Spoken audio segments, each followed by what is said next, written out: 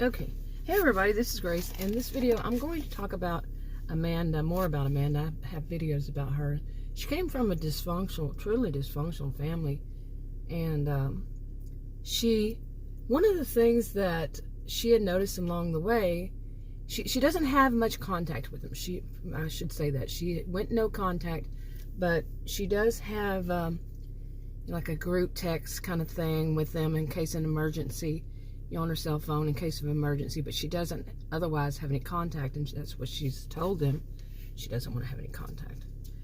Okay, unless it's important. Anyway, now, like I said, she came from a dysfunctional family. Now, this is a woman in her 50s, so she kind of knows the score about how they are, but one of the things, like I was mentioning, she realized over time is that she basically has a secret life. Not the kind of secret life you think. Like some people say that narcissistic people or histrionic or whatever, cluster B types, they have these secret lives. And, they, like, some of them even, maybe more common than we think, have another, let's say if it's a man has another wife and a whole family, or it could be it could be vice versa.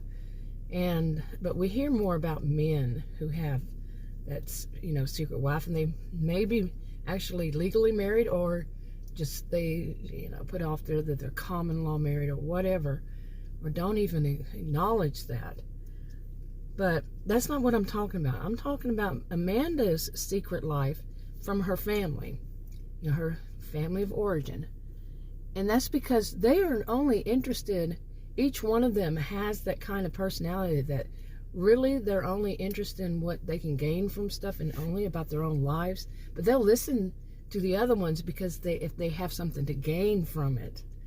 Okay, but as far as Amanda's concerned, they really don't care to hear anything about her life.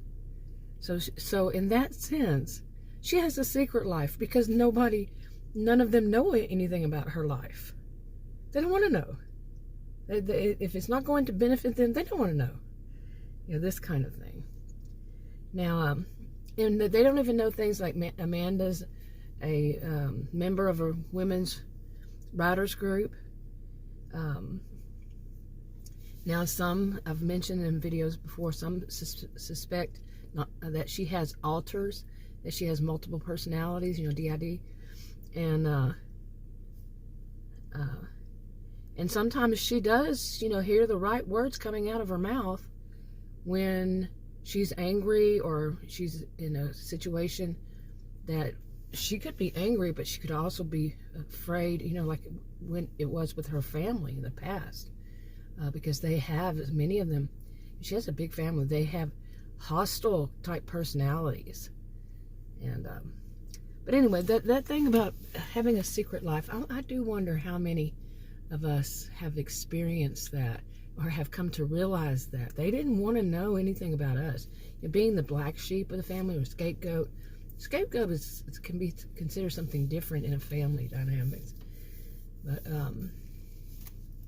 being the scapegoat, being the one that they just didn't bother with. They just didn't want anything to do with because it wasn't beneficial to them.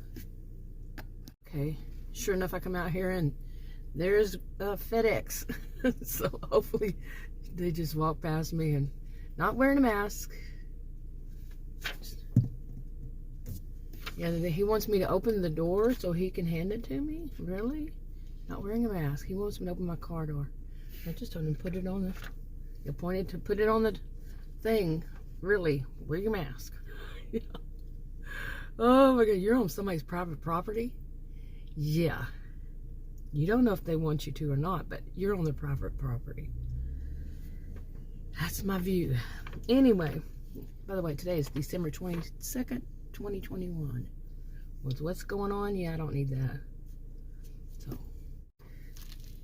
okay, where was I? Now, as far as, now, to get on with this about Amanda now. She had, she is, like I said, she went no contact with her family except for anything that's on their group thing on the phone in case of emergency or anything like that. You know, at her age, you know, there are different things that have concern with inheritance and property and anything that involves, you know, a lawyer. And she's noticed that there are some things that they've done that, that she thinks that they're not all that right, you know, and she has to ask questions. Why is this? And then she still doesn't trust what they say. But anyway, now as far as the rest of her family, the only one that she really has anything to do with is her aunt, or aunt, depending on where you are, Connie. You know how you pronounce it, aunt or aunt. But I was always told aunt. So yeah. Anyway, so her Aunt Connie, she's her young aunt, and I'm going to go back and forth aunt and aunt here, and she was born late, and Connie was born late in her parents' life, and Connie, she's a very spunky woman. She's around age 69, 70 when back in 2020 when all this started. Now, when her story started. And she's really spunky, and she's very no nonsense, and she's call it as I see it type, and you know, all that. Well, she won't have anything to do with Amanda's siblings. Now that would be her, you know, she would be their aunt too. But no, she doesn't want anything to do with them. She recognized them as what they were, how they were right off the bat, and she just, you know, Connie sees herself as more of an empathetic type person, you know, empath some call, and she just doesn't want anything to do with them. But Amanda, she trusts, she believes in. So like Connie had some surgeries, you know, outpatient, not big, huge, but still, you know, she wanted somebody around her, and Amanda was the one that stood up, you know, stepped up to the plate, and that was the only one she trusted to do so. And in a bit of the story, you know, what happened was that Connie decided to start her own delivery business, and she did. Her doctor says she needed to be active, and she wanted, you know, her thing is, you know, she could be active in that. But then some things happened, and she had to ask Amanda if Amanda would take over the business.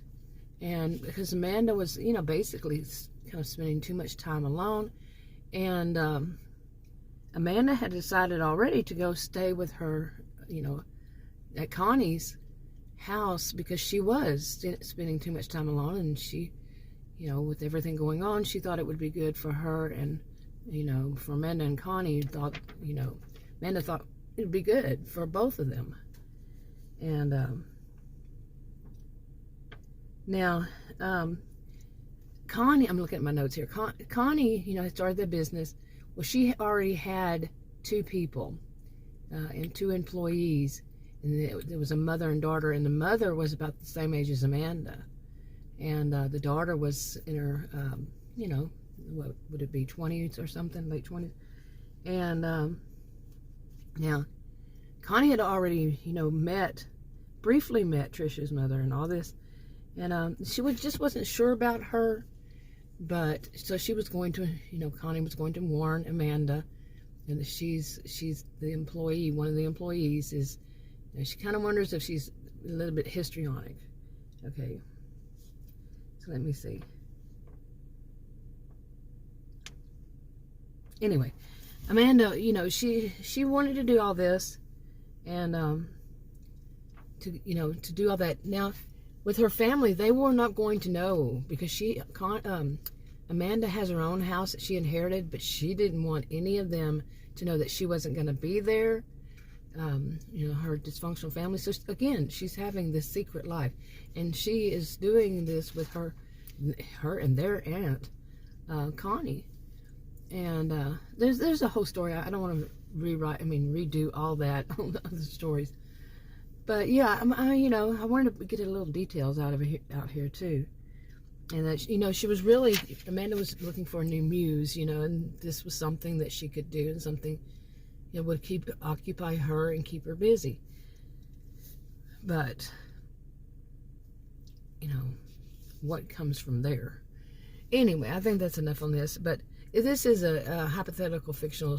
It's part of a series of hypothetical fictional stories. This is one, and it helps me to organize a bit, because like this, I'm stumbling over, because I wrote these back months ago, and I'm stumbling over. Like I said, that she was always told that she was unworthy from her dysfunctional family, and she had been married once but divorced, and I didn't write anything about why. Just found that she found out that her partner, her husband, was crooked. Okay. Well, now that's up as far as I got on that. But anyway, it helps me to organize, and it's a rough draft recording, very rough, and helps me to organize and see what I need to delete and what I need to change and what I need to, all that kind of stuff. And they are all copyrighted to me. And read the disclaimers in the description box below this video on YouTube. If you want to subscribe and find out more, these are examples. To some of the situations that people go through. But you can click the circular icon that should be popping up, or just watch another video, click one of the thumbnails, and like and subscribe and share if you would. I'll talk to you on another video. Bye.